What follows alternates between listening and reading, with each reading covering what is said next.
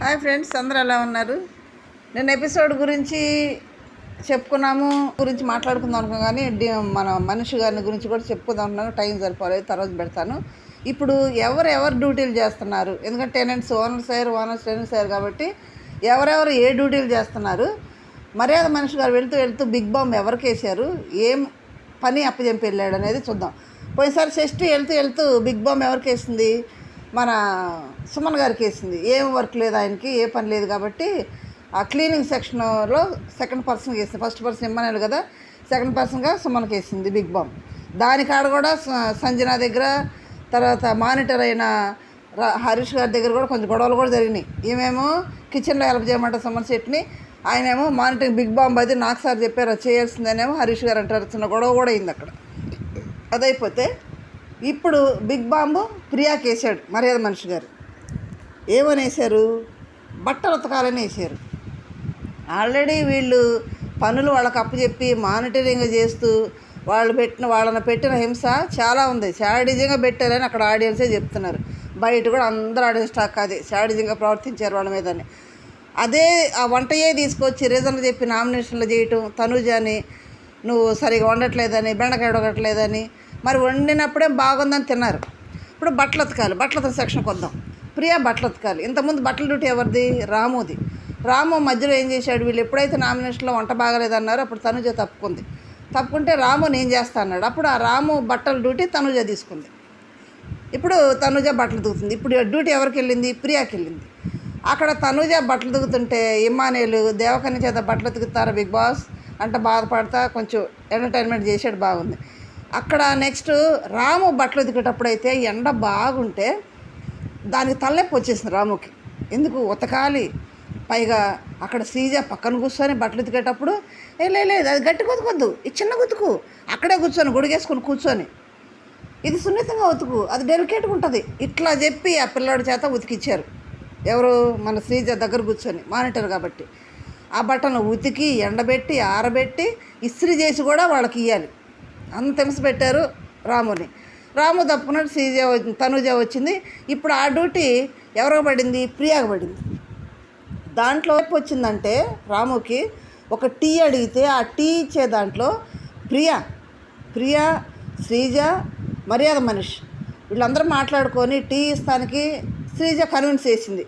ఎండలో తలనొప్పి వస్తుందంట, మళ్ళీ బట్టలు ఉతకాలి కదా అంటే మళ్ళీ వీళ్ళకి బట్టలు ఉండవు కదా, అయినా రాము మీద ప్రేమతో కాదు, మళ్ళీ బట్టలు ఉండి ఉతకాలి కదా, అందుకని ఒక టీ ఇద్దామని వాళ్ళు డిసైడ్ చేస్తే మర్యాద మనిషి అయితే టీ ఇవ్వడానికి ఒప్పుకోలేదు, అస్సలు ఒప్పుకోలేదు. నా మాట వింటారా లేదా మీరు, ఎవరికి బయటకు ఇవ్వద్దు ఒక టీ కోసం ఎంత గొడవ పెట్టాడంటే చాలా రభస చేశాడు రాముకు టీ ఇవ్వడానికి. టీ ఇచ్చేసారు. ఇప్పుడు రాము తప్పుకున్నాడు. ఆ డ్యూటీ మన ప్రియా శెట్టి గారు పడింది, డాక్టర్ అమ్మ గారికి పడింది అనమాట బట్టలు ఉతకడం. ఇప్పుడు ఈ డాక్టర్ అమ్మ గారి చేత ఏం చూపించాలి, శ్రీజ ఎలా అయితే పక్కన కూర్చొని దీన్ని సున్నితంగా ఉతుకు, దీన్ని బాగా ఉతుకు, అది డెలికేటు అని ఎలా అయితే చేసిందో, ఇప్పుడు దాని మానిటర్ ఎవరిని వేసి ఉంటారు, ఆ మానిటర్ పక్కన కూర్చొని అట్లా ఉతికించాలి. అప్పుడు వాళ్ళు పడ్డ పెయిన్ అనేది వీళ్ళకి తెలుస్తుంది. వాళ్ళు లోపల కూర్చొని ఏసీలో కూర్చొని కాలు మీద కాలు వేసుకొని వాళ్ళు వండుతుంటే తిని వీళ్ళు ఉతికితే వేసుకొని వాళ్ళు క్లీన్ చేస్తే అక్కడ తిరుగుతూ ఉంది కదా. అసలు కనీసం ప్రియా తన మానిటరింగ్ డ్యూటీ కూడా సరిగ్గా చేయలేదు, తన డ్యూటీయే సరిగ్గా చేయలే. అట్లా దానికి ఇప్పుడు బట్టల డ్యూటీ పడింది. బట్టలు బాగా ఉతికిద్ది అంటారా, చూద్దాం ఉతికిద్దే లేదు. ఆ మానిటర్ ఎవరో పక్కన కూర్చొని ఉతికించాలి శ్రీజ ఉతికిచ్చినట్టు. మరి ఇప్పుడు తలనొప్పి రాదా, ఇప్పుడు కాళ్ళ నొప్పులు రావా, టీ అవసరం ఉండదా, ఇప్పుడు వాళ్ళని అడగాలి కదా, వాళ్ళని ఇంప్రెస్ చేయాలి కదా. అది చూద్దాం ఎలా ఇంప్రెస్ చేస్తారో, ఎలా బట్టలు ఉతుకుద్దో, ఎలా ఆరబెట్టిద్దో, ఎలా ఐరన్ చేసిద్దో, ఎలా ఎండబెట్టిద్దో వాళ్ళకి ఇచ్చిద్దో చూద్దాం మనం. ఓకే, ఎందుకంటే కాలమే కాలేసి కూర్చున్నారు కదా అంటే అంతేగా అన్నట్టు కర్మ ఇది రిపీట్ అన్నట్టు మనం ఇంతకుముందు కూడా వీడియోలు చెప్పుకున్నాం. వీళ్ళు ఏదో ఇట్లా కాలమే కాలేసుకొని అంత గర్వంగా ఉంటున్నారు, డ్యూటీలు చేంజ్ చేయని అంటే అప్పుడు వీళ్ళు చేసేది తెలిసిపోయిద్ది అని అనుకున్నాం కదా, చేంజ్ అయిపోయింది. ఇప్పుడు అది బిగ్ బాంబ్ మర్యాద మనుషులతో ప్రియా కేసిన బట్టలు ఉతుకుడు బిగ్ బాంబ్. నెక్స్ట్ వచ్చి బాత్రూమ్ కడుగు ఎవరబ్బా, మన పవన్ కళ్యాణ్ జవాన్ గారు. ఎందుకంటే ఆయన మానిటరింగ్ చేశాడు. ఎవరు, ఫ్లోరా షైనీకి క్లీన్ చేసే బాధ్యత, మానిటరింగ్ ఏమో పవన్ కళ్యాణ్ గారు. అదే రివర్స్ అయింది, ఎటు నువ్వేం మానిటరింగ్ చేసావు కాబట్టి ఆ క్లీనింగ్ అంతా కూడా ఎలా ఉండాలి, ఏది ఎక్కడ ఉండాలంతా నీకు తెలుసు కాబట్టి నువ్వే కడుక్కొని మరి మానిటరింగ్ మరి ఫ్లోరా షైన్ వేసారో లేదు తెలియదు, కానీ కడగడం మాత్రం ఆయనకు అప్పు చెప్పారు. ఎందుకంటే ఆ కడిగే దాంట్లో ఎవరెక్కడ పెట్టాలి, ఏది ఎక్కడ పెట్టాలి, ఎక్కడ ఎలా ఉండాలి అనేది మానిటరింగ్ చేశాడు.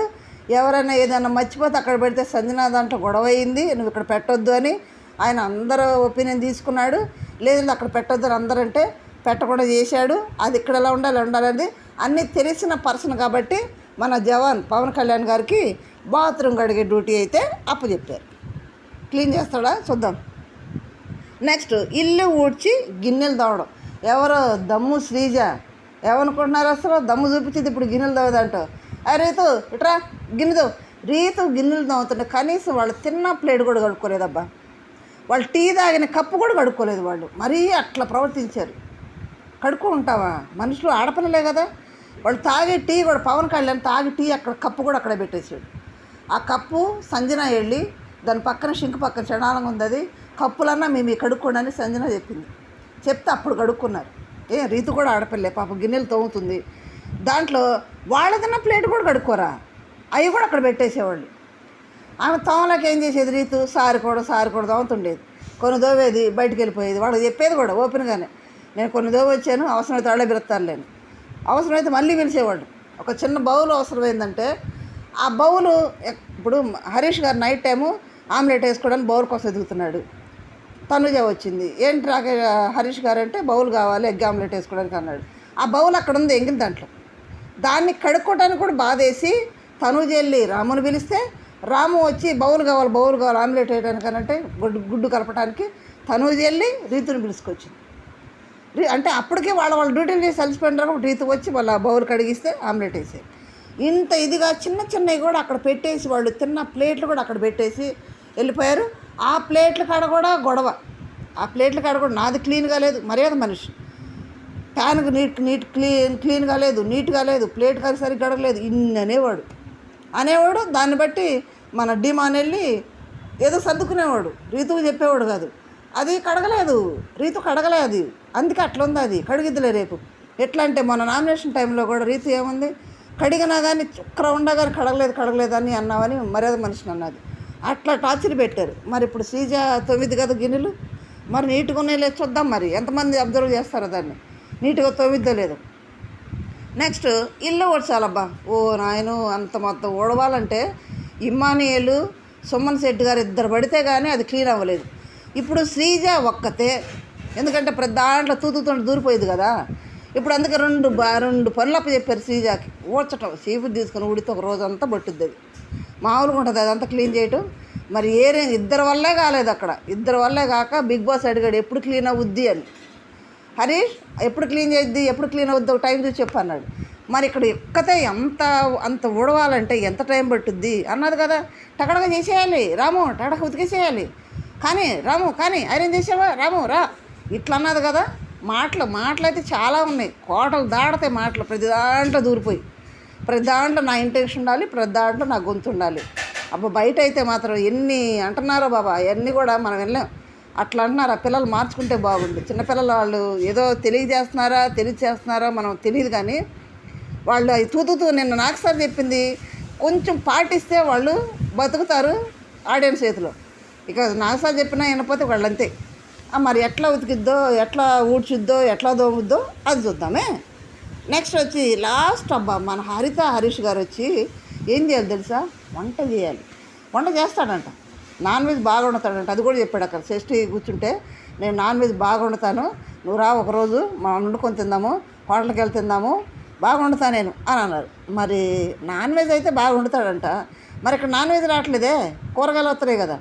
మరి ఎట్లా వండుతాడు? తనుజ వంట చేస్తుంటే, నువ్వు వంట చేస్తుంటే నేను తినను, నీ వంట నాకు నచ్చలేదు, నీ బాడీ లాంగ్వేజ్ బాగలేదు, బాడీ బిహేవియర్ బాగలేదు, నువ్వు మొహం పెట్టుకుని వండుతున్నావు, వంట చేయటం అన్నపూర్ణలాగా వండాలి అన్నాడు హరీష్ గారు తనుజాని నామినేషన్ చేసేటప్పుడు. తన కష్టం వచ్చి బాధేసి ఫేస్ ఒకలాగా పెట్టిన. ఎందుకంటే ఒకళ్ళు ఆమ్లెట్ అంటావు, ఒకళ్ళేమో ఆలు ఫ్రై అంటావు, ఒకళ్ళు పప్పుచారు అంటావు, ఒకళ్ళేమో ఇంకోటి ఎగ్గు వేరుగా బాయిల్ చేసి ఇమ్మంటావు. ఇన్ని చెప్పేటప్పుడు ఒక పర్సన్ అన్నీ వండాలంటే టైం సెట్ అవుద్దా?